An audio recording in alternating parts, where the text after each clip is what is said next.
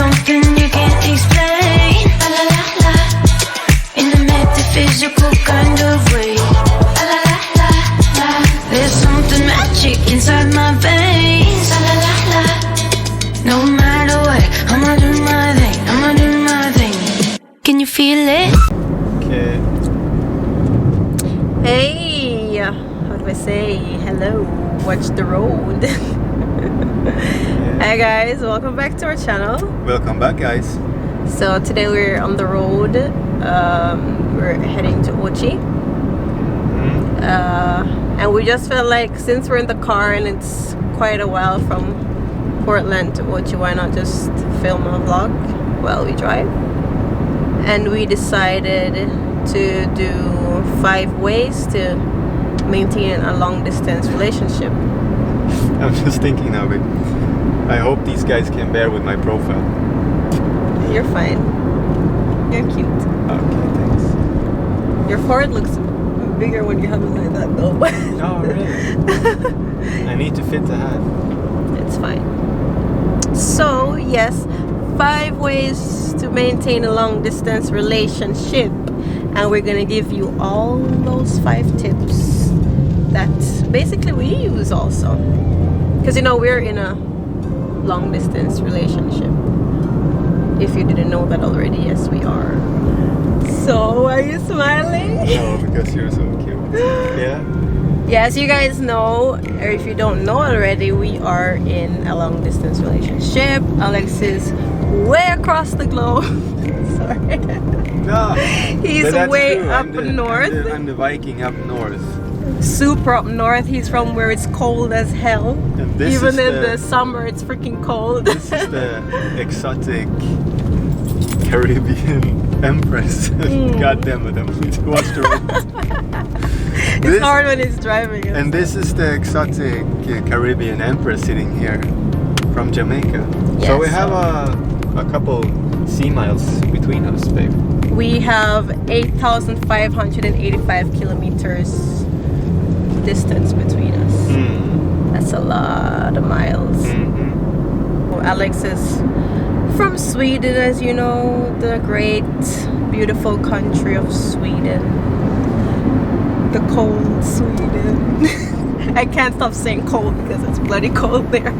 So yeah. So this will be our 5 best tips on how you can maintain a long distance relationship, just as how we do. We have been doing long distance for what now?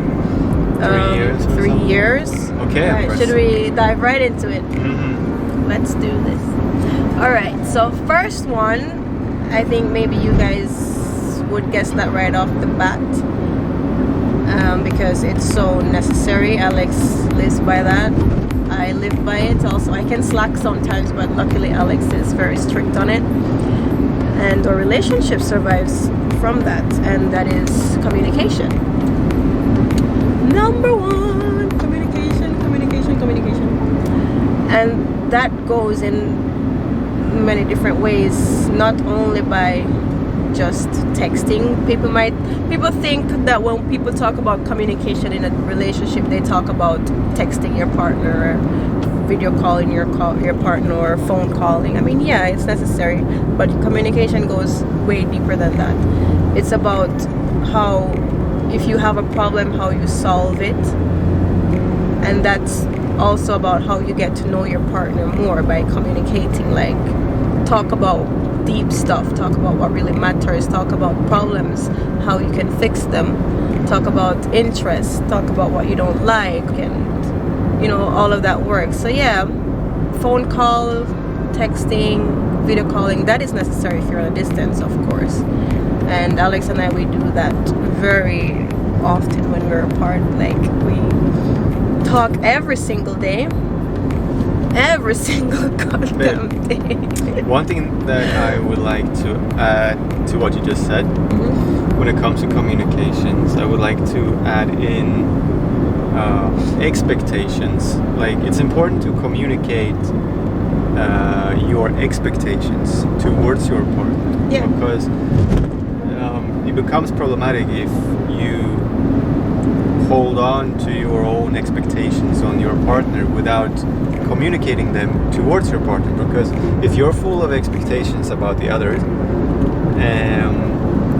if you don't let the other person know it, it's impossible for that person to live up to your expectations. That maybe not impossible, but at least a bit more challenging, because it all just becomes a whole lot easier.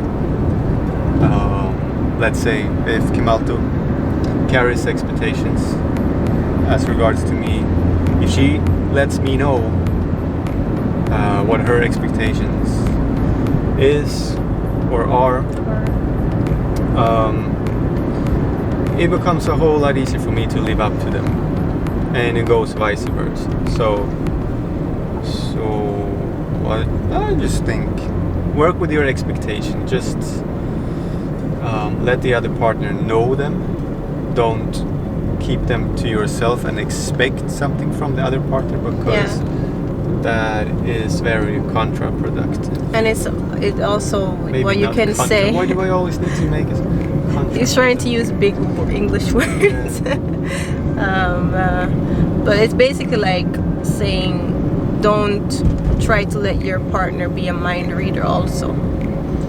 Mind reader is another word for what I Yeah. just said. Yeah. Because especially us girls, we have this tendency. I had a problem with that in the beginning of our relationship, where if I'm bothered by something, I would show it in my gesture, or act all attitude, as Jamaicans would say, attitude, and expect Alex to know what's wrong without saying anything, and it always caused chaos. So that's one thing that you have to work on if you suffer from that.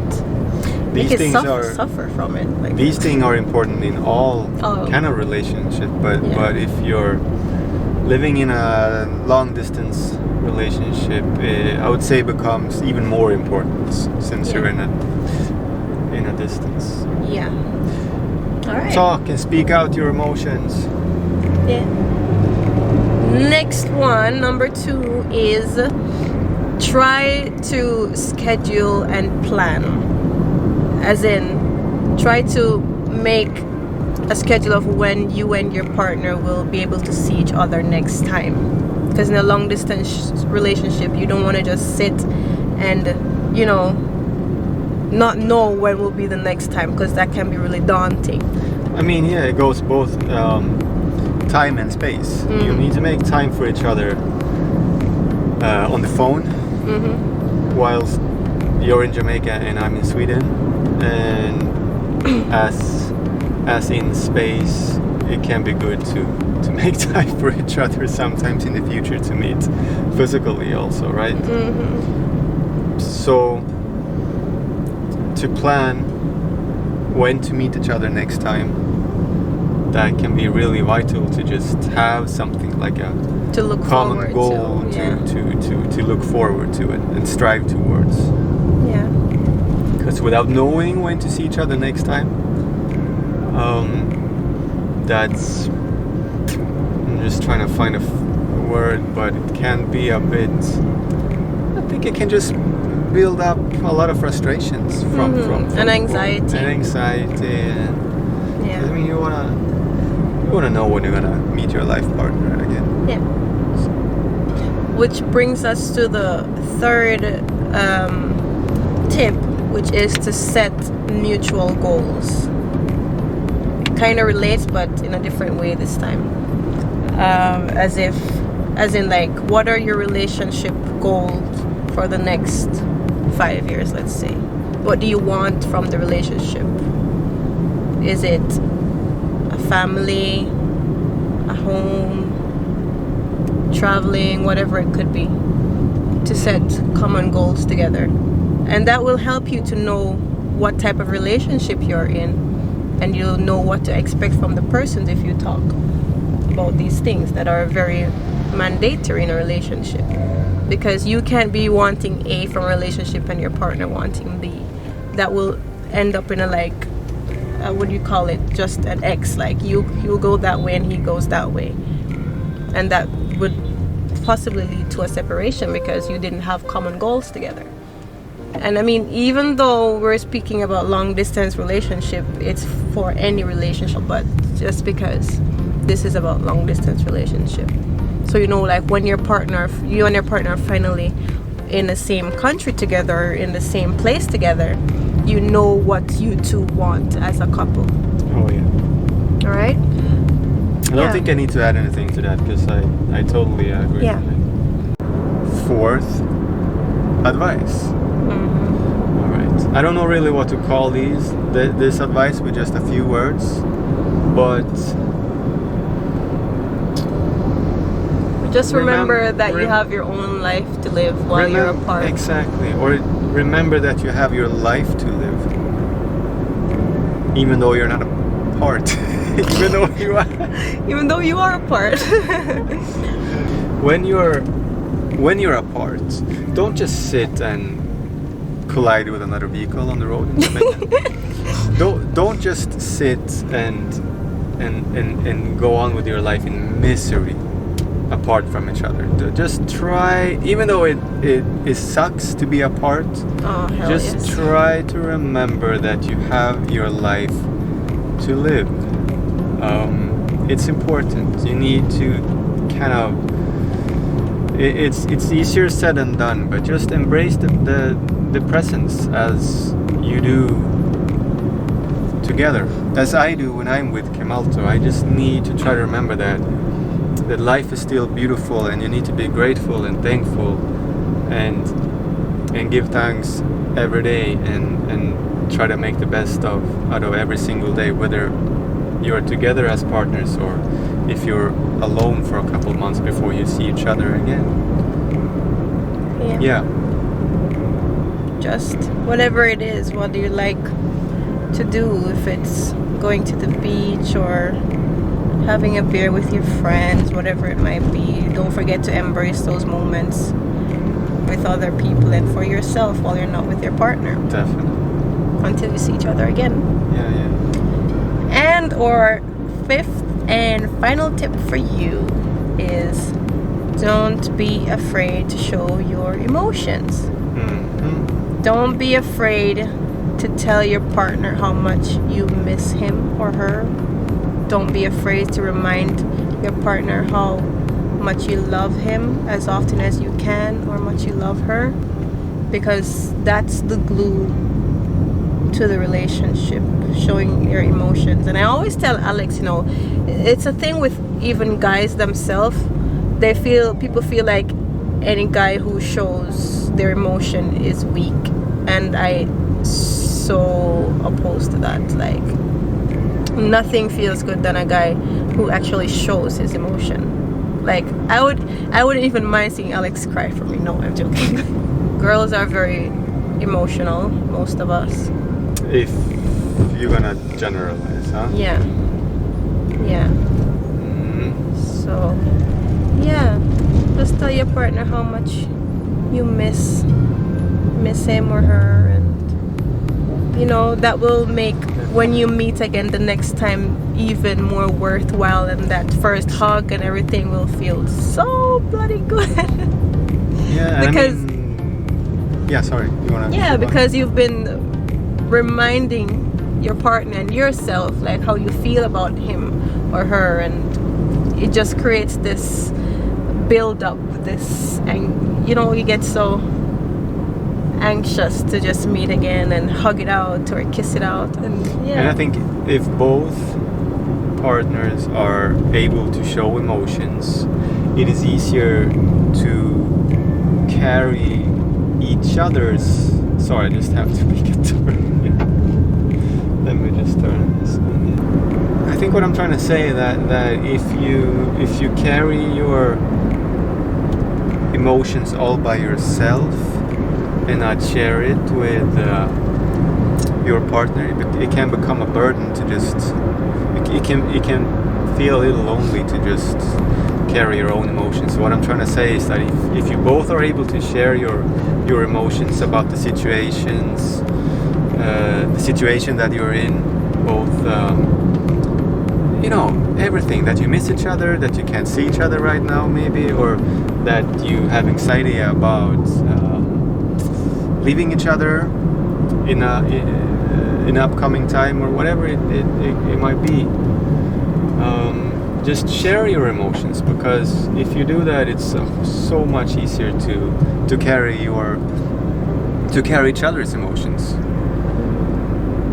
and you become stronger as a couple if you can help each other. But English becomes even harder for you when you're focused on something else. definitely. So yeah.